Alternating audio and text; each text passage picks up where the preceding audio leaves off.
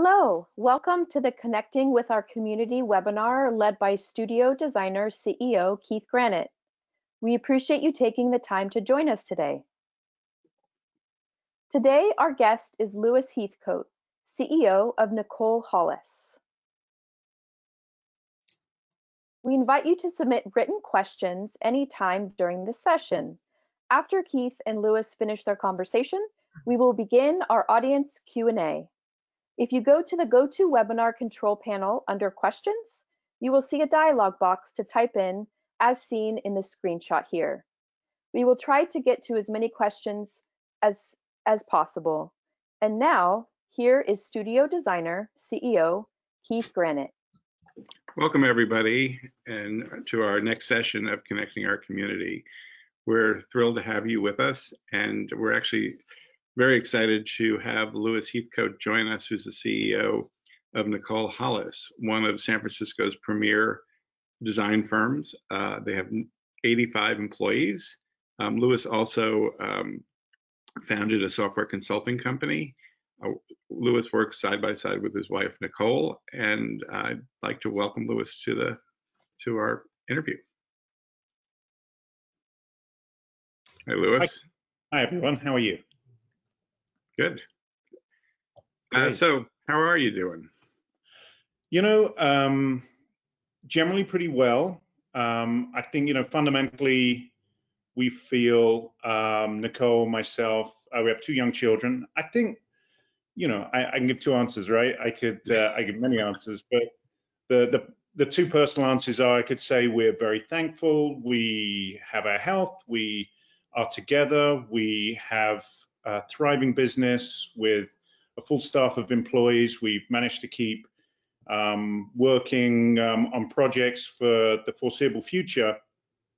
We renovated our home last year, so we feel very blessed in many, many ways.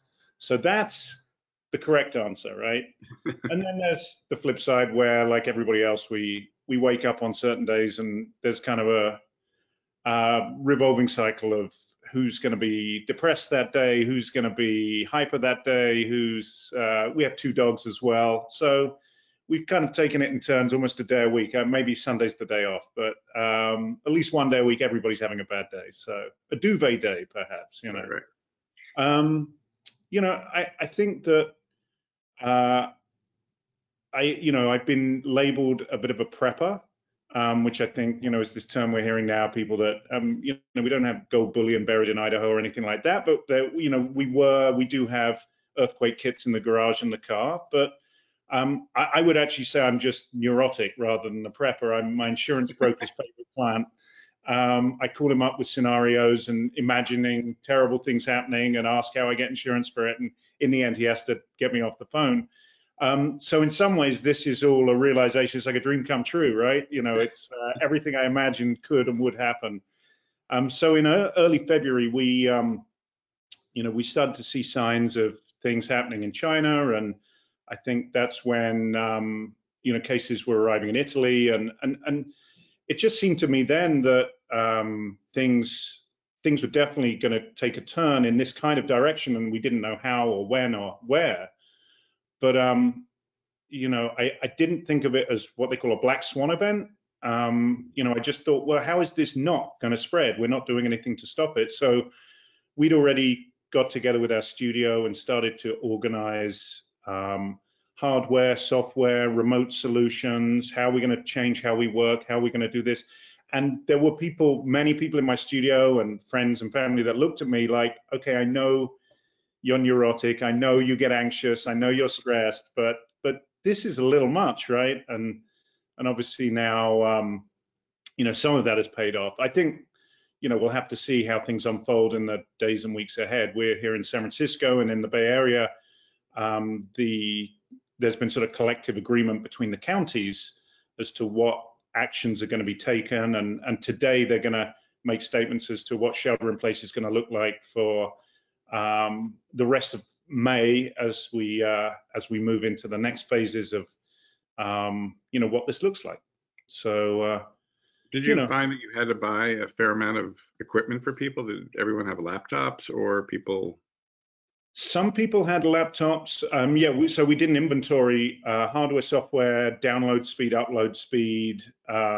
You don't think about the fact that they say, oh, I've got great download and upload speed, but then it turns out they have 4 housemates who are all working tech, and Yeah. everybody's working at home, and everybody's got Netflix going. And, I mean, so, we bought hotspots for people, or, loaned hotspots. We bought new laptops. We loaned new laptops. And we kind of asked our studio for there was a sort of collective agreement that people were going to be responsible and not just grab whatever they could get. There was going to be a sort of like, well, my home computer, I think it works. And other people, it was quite clear they were going to need a lot of hardware or software.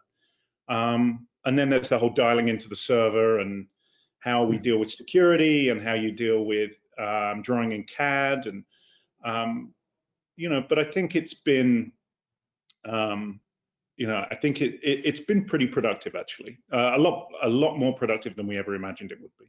Yeah. And are you doing any all office meetings through Zoom, or have you tried that yet? We have. We actually, so we've had, we were thinking about this last week, and we actually had to instigate a new rule, which was a little unpopular with a couple of people, which was that we actually asked everybody to have their cameras turned on, because what we were finding was on the first couple of days, everybody turned their cameras on. There was a lot of sort of camaraderie in terms of how we were organized. And I think some people we're a design firm, and I think people didn't, if they lived in a small apartment, or, you get relegated to whatever room you're in the house or your apartment that isn't being used. You just didn't want people to see your background, so they would just turn their cameras off. And we actually found we were losing a connection with everybody. So we found by having the cameras on, it's actually made a huge difference. Some people change their backgrounds, and that's totally fine. Right. But we've had a lot of Zoom calls and a lot of socializing. They have a happy hour once a week, Nice. and different events, and actually an internal studio. I think it's turning into a twice weekly. Different vendor presentations, and artists and artisans and craftspeople are doing presentations for the studio as well. Well, that's great. Yeah, we have found that we have asked the same to make people turn on their cameras, because it's not to sort of force them. We don't want to force it, but it does give you that deeper connection with somebody. right. I mean, personally, and I'm sure you're finding this as well, find myself sick of staring at myself on all these Zoom calls. Right. And it's actually tiring, because you have to pay attention. You have to, you have to stay alert. In meetings, sometimes you can just wander, and then I think if I turn my head to the side, people are like, oh, he's reading his email. Right. Right. And so it's really staying focused, and I think limiting it to shorter periods is what we've heard is the best advice, and not being on these calls for hours on end. So I'm sure people are finding their way through it. I think my children would agree with you. There's so many. I mean, now we're having dance lessons, music lessons, psychotherapy, trainers, you name it. It seems everybody's figuring out how Zoom's going to work effectively, and some will work pretty well, I think. But I agree, short bursts has definitely been more effective. My neighbor's son, who's 13 years old, has his basketball practice. So he turns on his iPad, and they tell him what to do, and then he's practicing on his court in his driveway. Yeah. So, my son's had my son's 6, and he's had yoga followed by dance. There's just a lot of yelling into the camera, I find. Right. They're all trying to talk over each other, and I found music hasn't worked well. They can't quite sync it up, so that sort of collapses a little bit. So what lessons do you think have come out of this for you in just working and managing your office? I think that in terms of what we've learned about it, I think that we always imagined that because we designed a studio where there was so many people working collaboratively. So we really try to create a physical environment that had small desks and then a lot of breakout space. And so a lot of places where we could invite architects, artists, craftspeople. Internally, we had a lot of people, just getting away from their computers. And I think that we just couldn't imagine a scenario where we could be productive and effective, on a daily, weekly, and long-term basis, where we could really be creative, where we weren't doing that. And so this has been, a huge change and a huge challenge in terms of how we are actually going to work together. And I think that, there's just in terms of how we are productive, we've thought long and hard about in the last few years about scheduling and timing, and how people are respectful about meeting times. So it started out that it's like, hey, here's the hours. It's 9 till 6, and if you have to work late, you work late. But if you need to be here at 9, and people are essentially clocking in and clocking out because it's time billing, and I think that's what's changed in the last few years anyway. We have a lot more fluidity, and we had summer hours, and then we turned summer hours into winter hours as well. People ski, so they want to get out at noon on a Friday or whatever it is, and then we found, look, if people want to come in a little late or leave late, or come in early, leave early, then it shouldn't be so restrictive. And, so long as people are professional and they're adults, and it was basically holding people to account for their actions. And so long as it didn't affect their team negatively, or people could accommodate each other's personal lives, then we felt that these sorts of changes were going to be okay. So what this has done is, we've always been a little resistant to people wanting to work from home, because we felt it was going to have such an adverse effect on our collaborative productivity, collaborative nature. And I think that is now the genie's out the lamp, right? So I don't think we're ever going back to no, you can't work from home, you can't be productive. And actually, some people have said that they can be more productive at home doing certain tasks, especially if it's sort of more data entry aspects of their work. They're like, look, I can put my headphones on and work in the office, but I can work from home quietly, and it works well. So I think it will lead to flexibility, and creating some kind of hybrid. I do think as designers, the creativity comes from also being together and sharing and touching and feeling things. And so I don't think it's not necessarily an industry that can be completely working at home. Right. But I do think there's a lot of flexibility that's come from this. I have to say, personally, I've never been on time so much, just because I know people are waiting on the other side of that camera. So it really sets your schedule pretty well. And plus, they know you're not going anywhere, so there's no commute. Yeah. So what surprised you in this whole, process? I would say, so it's, on day one of the shutdown, we, at the end of that first day, I sent a message out to our entire studio, and we talked about the challenges that probably lay ahead. And there was a certain level of shock, right? And there's people that have moved here. This is maybe it's their first or second job out of college. They might not have any family around. So this truly has, this is their community. We have 85 people. A lot of people have been socializing together, traveling together, vacationing together, moved in together. So this all happens without Nicole and my direct knowledge or interference or influence, right? I mean, and that's good and bad. We don't get invited to any parties, and that's totally fine. Heavy the head that wears the crown, right? So, people have their own space and live their own lives, and it's something that's just evolved. And I think what's happened is, with the shutdown, that level of camaraderie has kind of evolved as well. So there are, as I was saying, there's happy hours happening, there's events happening, there's people checking in on each other, and then that's also led to small clusters of people, teams of people working together productively. and having their own setups, not just on Zoom, but just however they're going to work and whatever software they're working with.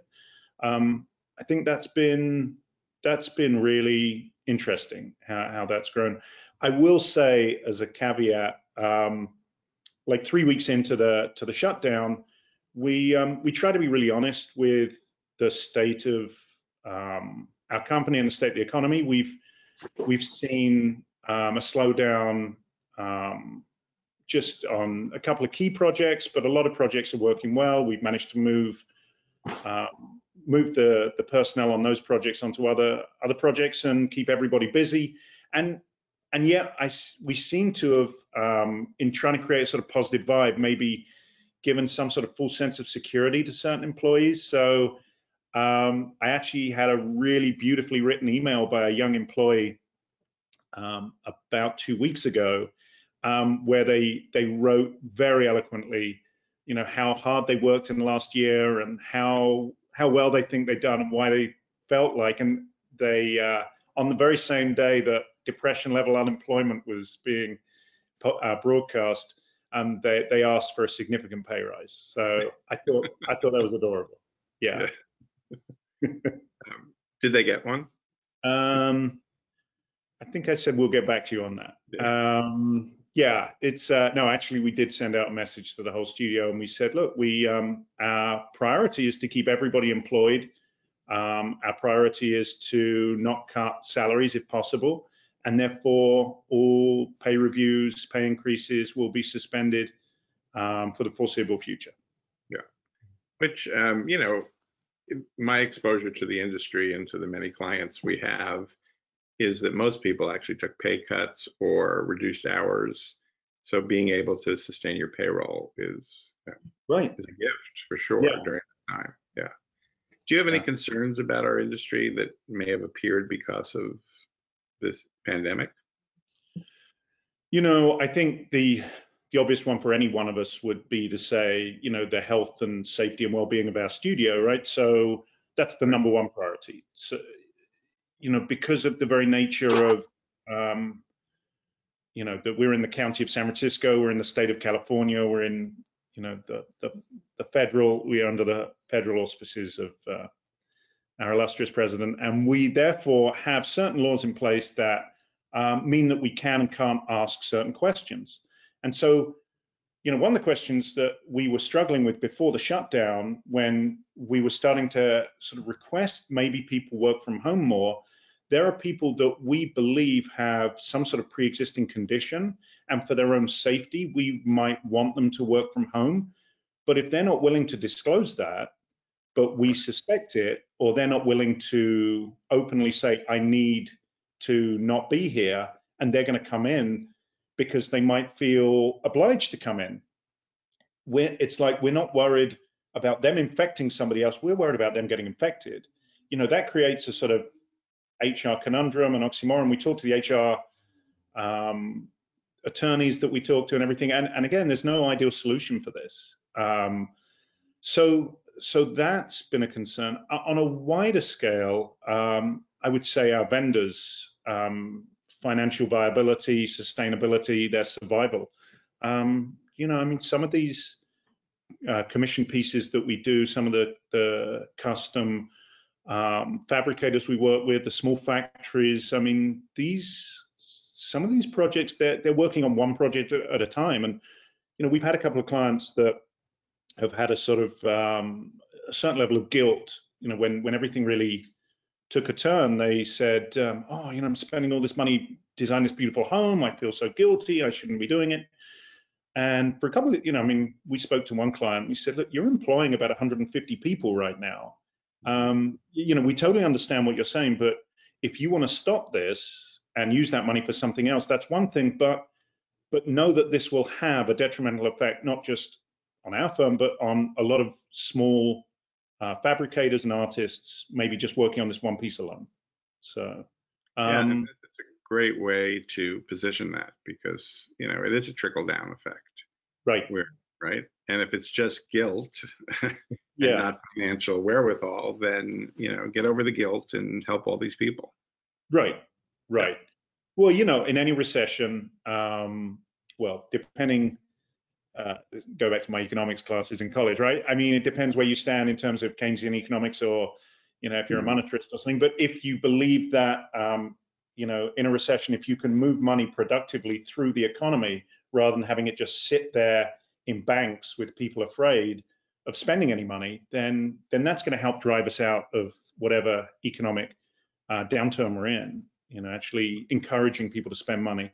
So I agree. So I would say actually most of our clients, almost all of our clients on the residential side, have have definitely taken that to heed, and most of them have not even questioned the concept of stopping or slowing down their project. That's great. Well, speaking of clients, are you finding that anybody's concerned about, making deposits or, giving a vendor that may not be around? We've seen a couple go down. You've seen a couple. I had a client rep, an owner's rep, that definitely, wade into this, and they just said to us, listen, I just want you to be as diligent as you feel you need to be.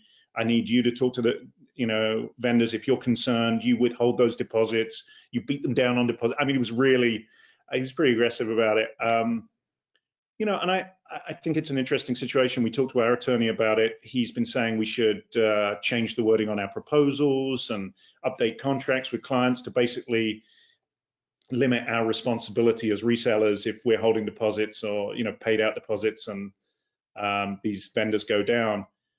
I think that's a tough position to go back to a client contractually and say that we have no responsibility for the funds we've taken, for a vendor we've recommended, for a deposit we've paid. I think there's an unknown journey ahead of us in terms of how to deal with that. But again, I would go back to, we've just tried to diversify as many projects, as many vendors, as many payments, and limit our liability as much as we can. But that nothing's foolproof, right? So most of our clients have not said, hey, I don't want you to pay any of your vendors, or I want you to withhold anything. Or I think what's more likely is they've just simply slowed down making decisions and sending money out to us, but not consciously. I think it's just they're sort of slowly like, well, how quickly are we moving now? Is the installation date going to be slowed down, delayed? And so there's just been a sort of a natural slowdown in decision making more than anything. Sure. Well, speaking of diversity, you have a percentage of your office works on hospitality versus residential. Right. I have to imagine the hospitality was hit harder than the residential. That's definitely true. I would say that, so like if we went back 10, 12 years and we were a much smaller firm in 2008, 2009, we were sort of 10 people. We were completely reliant on one major residential project that saw us through, that was 50% of our output, right? So in terms of those lessons, and as I said to our studio on day one of the shutdown, we can't guarantee that we know what's going to happen. We can't guarantee everybody's jobs. But what I will say is, when we've been asked how do we prepare for this kind of for a turn down in the economy, a recession, a depression, whatever it might be, what can we do? And it sounds simple, right? Find as many great high net worth clients as you possibly can in as many diversified locations, diversified scope, schedule, and make sure that no one project is more than 10% of your output. Mm-hmm. So what that drives you to do in good times is, when you have the opportunity of taking a big project and you're like, wow, this could end up being 25% of my company, and that seems really enticing for such a great project. The way to think about it at that time is, well, that just means I need to grow the company elsewhere to try and reduce the risk, rather than, what am I going to do? I've just lost a huge chunk of my company's revenue. Sure. So on the hospitality side, it's a long-winded way of me saying, on the hospitality side, we looked at projects which also were legacy projects, rather than we're going to build this hospitality division, which is, and then feed a machine. So, we're working on a couple of resorts, but they have, they're again owned by private individuals that are going to see them through. So there's been no slowdown. We're working with Starwood Group on a couple of hotels, and those have actually come back to life. We had a couple of boutique hotels that went on hold, and that's about it. We're doing a private development for some individuals, which some of the units will be sold off, and there's going to be a restaurant and other amenity spaces and different things like that. So those are the types of sort of hybrid residential hospitality projects we're doing. And I would say, well, as of this week, we've managed to get, I think, 95% of our hospitality design team fully billable on projects. So it's been pretty good. You know, 3 or 4 weeks ago it was a lot less, but we've actually seen a couple of them come back. But it is, as an industry, I mean, you know, we could talk, you know, endlessly about the dark days ahead for retail, hospitality, restaurants, travel, leisure. I mean, these whole industries, and how's that going to affect design? You know, I mean, and how's it going to affect financially design, but also how's it going to affect how we design? Are there going to be new notions of public health beyond this crisis? You know, how long is this crisis going to last? Are we going to be designing into the crisis? Are we going to be designing for a new crisis? I mean, there's going to be a step back in terms of hospitality design and thinking about how we think about distancing and hygiene and community and sociability, I think. So I think that's going to be very different from residential design. And the flip side is, I think it's going to have a profound positive effect on residential design, because more clients will think about second and third homes in places they like to go, rather than thinking of staying in suites at hotels. So yeah, I do think that we're going to see more people sort of migrating out of the cities, you know, if it's a second home, or just literally want to moving into, you know, spaces that are not so confined with huge population. Have you had the opportunity to take on or be interviewed for new projects during this time? Yeah, actually we are. Again, maybe it's because it's interior design rather than architecture. I think if it's architecture, I think there's probably less clients looking to buy a lot at this moment and start construction. I mean, I do think those clients are out there. I think they were out there in 2008 and 2009. They saw it as an opportunity. But yeah, we have both started. We started 3 new projects in the last 6 weeks. And we have also, we are currently in the advanced interview stage for 2 more residential projects. One of them, literally, it's just a case of trying to find the opportunity when things open up to go to the site. But again, and then we're actually interviewing for another substantial residential project. But again, they're on year 2 of a 4-year project. So, you know, they've already selected their contractor. They have been working with the architect well over a year. So, you know, they just see this as a 4-year program for a 20,000 square foot residence. So, you know, they don't feel this is going to stop them. That's great. So one more question before we open this up to our audience to see what they have to say. Anything else that you think, that any lesson learned that you want to share? In terms of lessons learned, I think that, sorry, bear with me. I mean, I think just as we've been sort of talking even now in the last half an hour, I think that there is a sort of fundamental reevaluation that's going to happen in our industry, but, you know, that's just a reflection of how we're going to evaluate as a species, how we're going to function, how we're going to live, what's important to us. And I think that, you know, we can talk about just a basic notion. Healthcare system is, you know, we're privileged to live in a place where most of us have access to some of the finest healthcare in the world as individuals, but it doesn't prove to be of any great value in a situation like this, when really we need a system that collectively takes care of everybody, or else we're not taken care of either. So I think, you know, then how does that reflect to design industry? You know, I hope that there's going to be more sort of a conscious collective decision making about how we live and how we live in relation to our neighbors and our friends and our family and our community and our society. So maybe there's going to be more just, you know, and I'm not saying people were irresponsible about design decisions previously, but I just think it's going to evolve into a new level of, well, how does this affect those around us when we decide to live in this way, when we decide to work in this way? So, you know, I'm not sure I can pin it down into anything, you know, practical, substantial, you know, A and B equals C. But I think as people sit at home, there is sort of deeper ruminations about, you know, what this means for us as a community.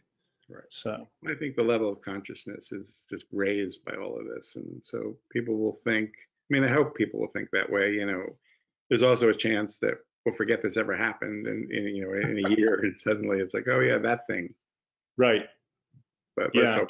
I don't think that will be the case. This has been pretty. Well, I just to finish, I did read an article about the history of San Francisco and about the Spanish flu pandemic in 1918, and it seems that after the first wave, everyone was really fed up with it, and there was an anti-mask league that was set up because Really? everyone has to wear a mask in public, and these people said, no, we're not going to wear a mask, and we're going to go back into bars and restaurants and socialize, and they did. And there was a group, again, a very right-wing group that was pushing for the economy to be opened up, and no matter what. And so that led, specifically in San Francisco, but I think elsewhere, obviously, to a second spike, which was far worse than the first. Oh, wow. So it's interesting how these things, I mean, that's 100 years ago, but there's certain, you know, parallels now. That's great. Well, let's see what our audience what questions they have. Sarah, do we have questions? We do. Our first question comes from Mina, and she asks, have you made any changes to your contracts or sent any disclaimers regarding your liability with your employees and subcontractors? That's a good question. We've not, but it is something we've started to talk to our attorney about. You know, our attorney actually started sending us information about things we should add to the contract, as I was saying, in terms of proposals. I think maybe for new contracts we could start putting things in, but I would feel it would be a bit tough to go back to a client now and say, by the way, we've decided to update the contract and we put a lot of things in which to protect us and to remove ourselves from any current liabilities. I think that, you know, what we try to do is just take a more collective approach with clients and vendors for let's all figure out how to get through this together. So that's not a neat and tidy answer, and I apologize. I think that if my attorney had his way, that we would reissue contracts and we would send new documentation, but you know, I'm probably holding back from that a little right now. Well, Louis, I probably have shared this with you in the past, but my feeling on contracts is it really just is there to set expectations. Most of our clients are wealthier than we are, and if you have to get to a point where you're fighting your contract, you're probably not going to win anyway. Right. So you really want it to be something that just sets expectations, not something you want to point to and use as for litigation. Right. No, I think that's absolutely true. Yeah. All right. Carl has a comment. Louis, thanks for your honesty about your family having bad days while still being appreciative of the situation you're in. It sounds like your advanced planning for your firm has really helped you and your staff handle this shelter in place. Other than having staff changing their background, how did you handle some staff reluctance to turning their cameras back on during the Zoom calls? Yeah. Well, thank you for that. You know, I could be more honest about some of the bad days we've had, but you know, I think everybody's trying to handle this as best they can. I think it's been tough enough for our kids. I really do worry about how this is affecting them in terms of their friendships and socializing and everything. But so far on a day-to-day basis, there's been some positives too. You know, a lot of family time and family meals, a lot of cooking, and there's nothing more humbling than scrubbing your own toilet on a regular basis. So we'll learn that in our house. In terms of encouraging people to turn their cameras on, we actually did have one person that was very resistant. And she said, listen, I have 3 sons. Everybody's got Zoom calls. My husband's working as well. I just don't have access to a camera or to a space to be able to do this. And we said, well, look, we provided you with all the tools. We appreciate that you're giving your children your work laptop to work on, but it's really for work. And so we sort of had a discussion about that. And really, we tried to focus on the positive aspects of, we said, we don't care what your background looks like. This is only a 45-minute meeting, but we really feel it's important that everybody is on camera so that we're really connecting. And I think once we did it, I think they appreciated and understood that. So it was more a case of positive reinforcement. Most people actually realized the benefit of it, and the benefit of getting up and showering and brushing your teeth rather than just lying in bed working all day, however tempting that is on certain days. So there is something about like actually creating however small your apartment might be, like creating a separate work environment and then turning off and turning on to that. We've really tried to encourage people to do that as well. Yeah. Any other questions? Yeah. A question has come in from Emily for both Keith and Lewis. Keith, your book is awesome. As a designer who just launched my own firm, I am getting caught up on how to handle markup on product when so much of what my clients want to buy is closer to 10 to 25% only trade discount. The traditional model is 35% both with vendors, where I only receive 20% off is not taking an advantage to the client. What do you both recommend for the tricky topic of markup in our current situation? Lewis, you want to take that one on first? I sort of missed some of the intricacies of those numbers.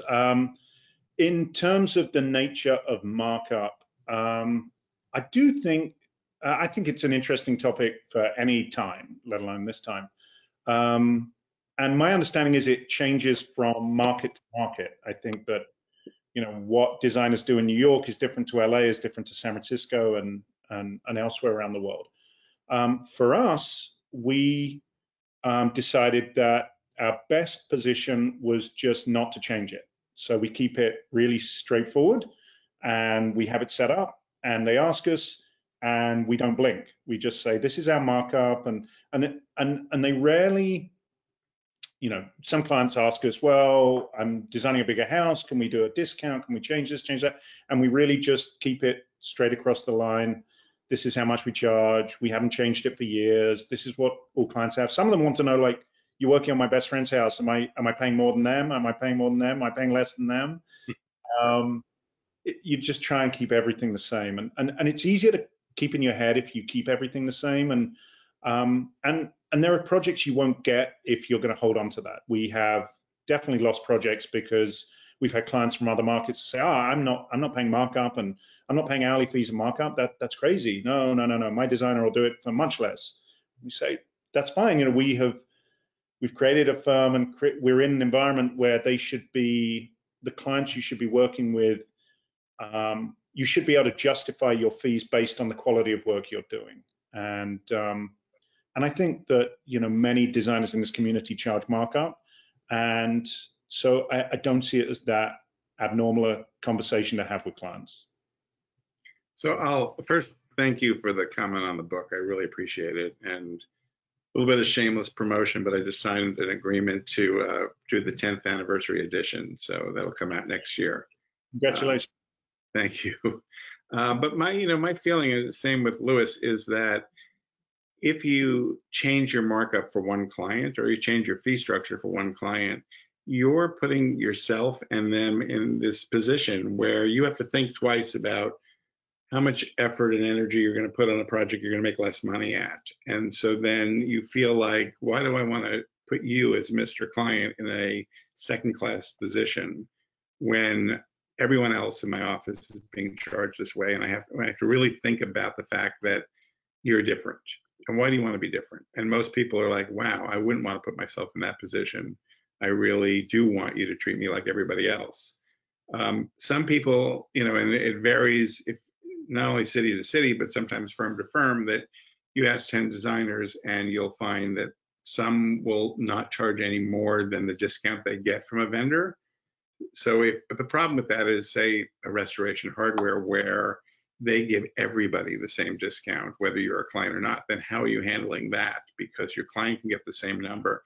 And you all know the work it takes to procure that product. I mean, to make sure, to select it, to make sure it's the best product. Years ago, I did an interview with Bunny Williams, and she basically said, if my client sends me to Bergdorf's to buy a cashmere throw, they're going to pay my markup on top of that throw, even though they could walk down the street and pick that up themselves for 35% less. They're asking me for my eye and my talent to find the right throw, and they're going to pay that. That's part of the markup. So I would tell you, stick to your guns and try to keep all your clients at the same fee basis. I would add to that. I think that's absolutely right. I would give you one small anecdote that I have told people before. Obviously, I'm from Britain. There was an advertising campaign for the Belgian beer Stella Artois. Stella Artois cost more than many other beers, and so the ad agency had to come up with a campaign. And so the campaign was reassuringly expensive. And it ran for 12, 14 years and was very popular. And there is something to that, reassuringly expensive. I always give the analogy, if someone doesn't, I know a friend of mine knows nothing about wine. He goes into a wine store, he says, I want to buy a really good bottle of wine for a client. They're like, oh, we have this, is a great wine. He said, yeah, that's a $35 bottle. I'm looking for like a $100 bottle of wine. He knows nothing about wine, but he wants something that's reassuringly expensive. And I think that you should have the confidence in what you do and what you are going to provide to this client, that you need to look them in the eye and say, I'm worth every penny of it.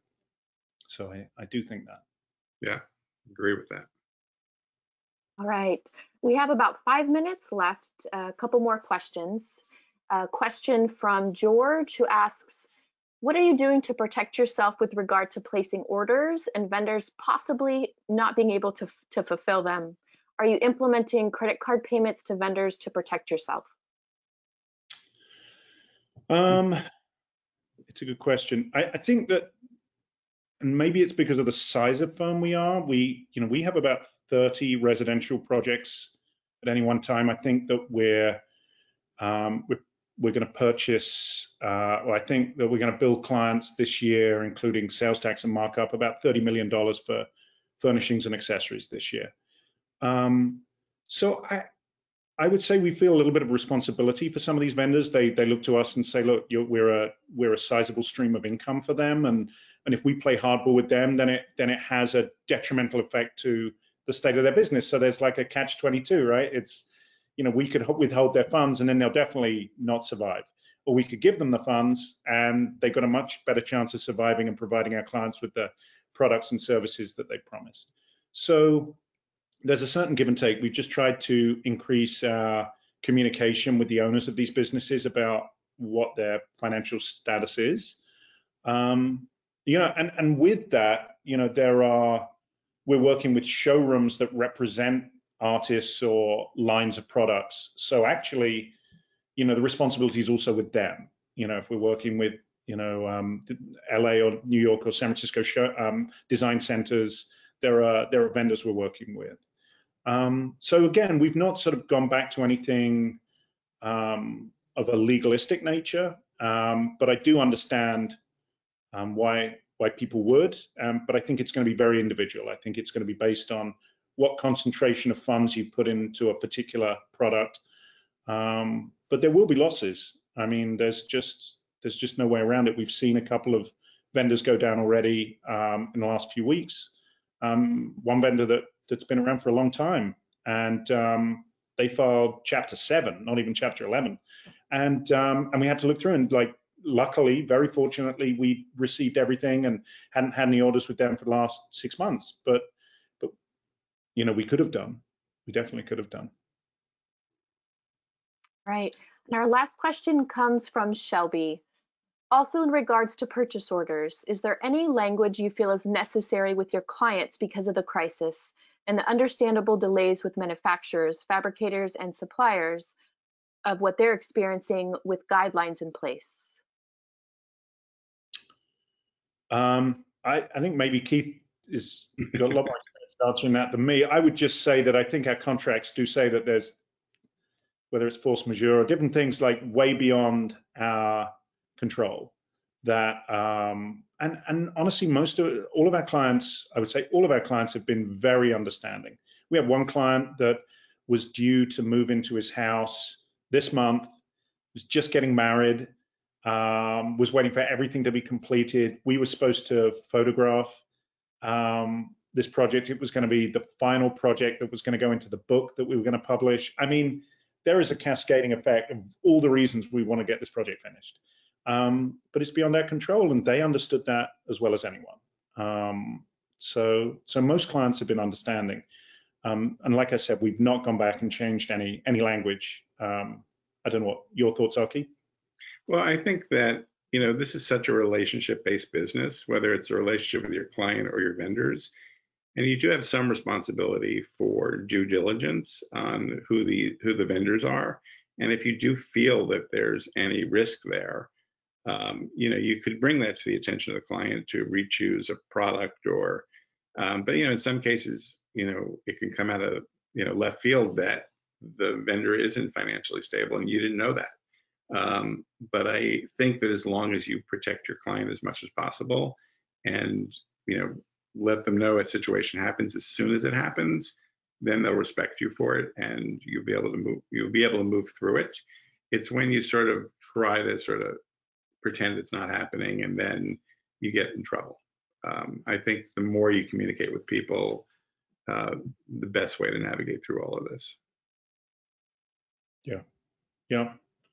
Louis, I think we're at the end of our talk here, and I can't tell you how thrilled I am to have you here and to be able to talk to you and see you again. It's been a while, and hopefully it won't be too much longer before we can see each other in person. But it's been really terrific, and I know that all the studio users are really appreciative to hear from you.